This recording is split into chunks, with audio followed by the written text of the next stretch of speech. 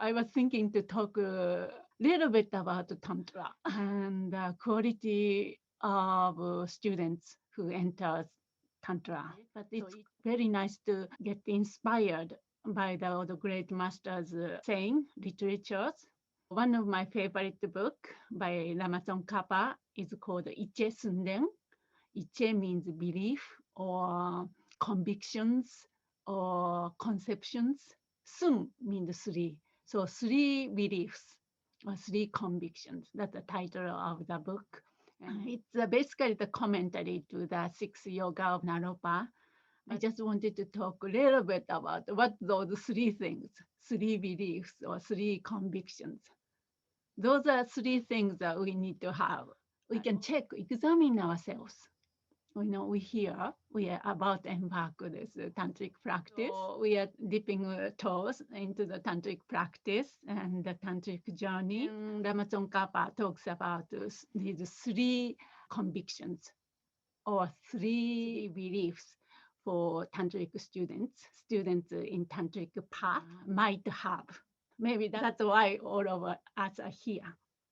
Number one is this spontaneous inclination to the beauty of tantric teachings.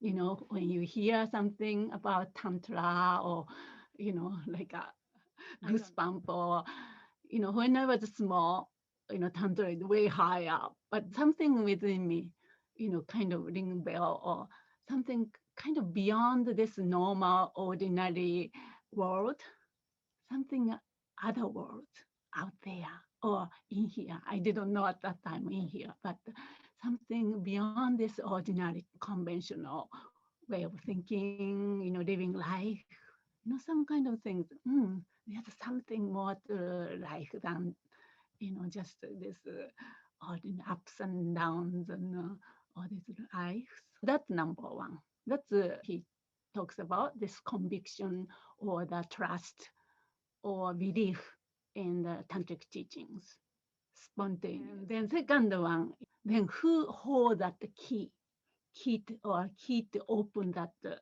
door to the other world, tantric world. That is a Lama. Somebody have to have a phone. We don't have a key right now, but somebody who already went to that other world, so hold the key. So he or she can open that door for us. So that's the Dharma. So the second convictions or the belief is or faith. Faith is in Dharma or teachers or gurus. It's kind of heavy term, but guru who can hold the key to open, then guide us to that, lead us to that other world which we longed for. Then thirdly, this is actually most important and also most we miss. This is the trust in ourselves. Students need to have a belief in themselves. That one, especially in the West, I think we need to work on that. But as we practice more, confidence builds up. Oh, I can do it. This one, capacity builds up. And of course, willingness is already there. So the matter of building the capacity and following teacher's guidance and faith in oneself, faith in teaching, no matter how messed up we feel like in terms of practice. But once we get into that current of river will carry us, right, to the ocean of this tantric world, tantric enlightenment. Yeah, this body in this lifetime that we are talking about.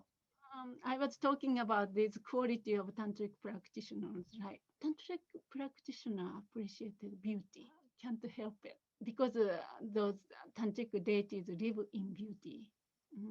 Vajrayogini lives in beauty, so we are quite attracted by beauty and this love and longing and all those qualities.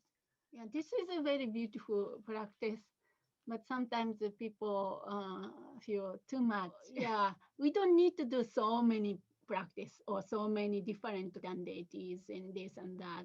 Then people think, oh, Vajrayogini, another thing, this is too much. No, if you practice Vajrayogini with sincere, Vajrayogini is the queen of all the daikinis. Then bring it everything, encompass everything, taras and magic lapton.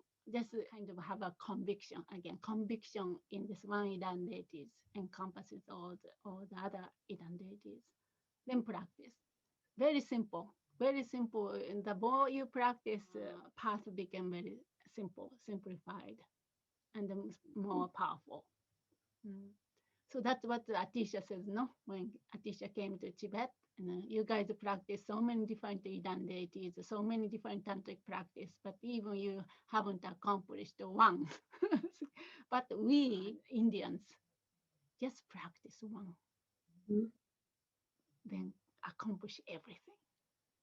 We should not inherit this Tibetan culturally created Tibetan, what you call the environment, which goes all over lots of things, elaboration. We have to go back to the root, I feel, reevaluate the importance of going back to the source.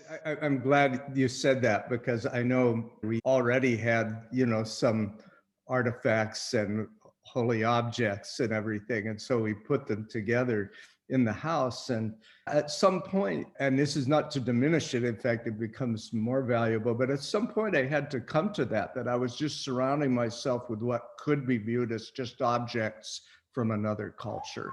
And so, yes, it really is the connection within and those things that, and this has really helped me being in Dakini's Whisper to begin to glimpse that better. And I appreciate that a lot.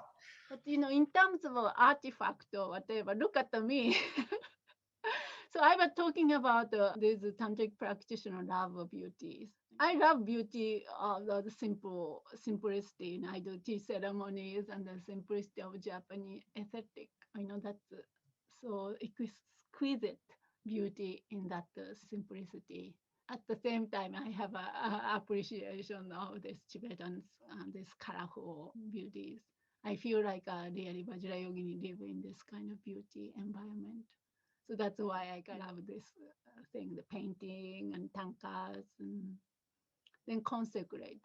Each time I practice and each time rest, and I feel like getting powerful each object, as if a statue is talking to me.